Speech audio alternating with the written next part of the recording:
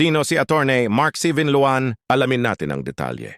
Si Attorney Mark C. Vinluan ay isa sa mga abogadong kumakatawan kay Vice Presidente Sara Duterte sa kanyang paglilitis sa Senado ukol sa impeachment. Bilang abogadong tagapagtanggol, nagtapos siya ng Juris Doctor sa Ateneo de Manila, University School of Law noong 2013 at nakapasa sa pagsusulit ng abogado noong 2014.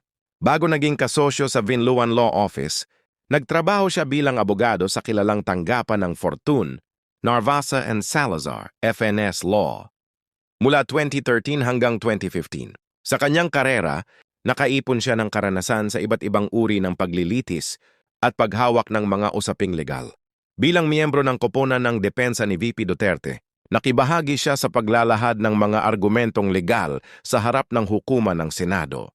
Iginigiit niya na hindi nakapaglahad ng sapat at wastong ebidensya ang prosekusyon upang patunayan ang mga paratang laban sa Vice Presidente at dapat tingnan ng wasto ang konteksto ng kanyang mga naging pahayag.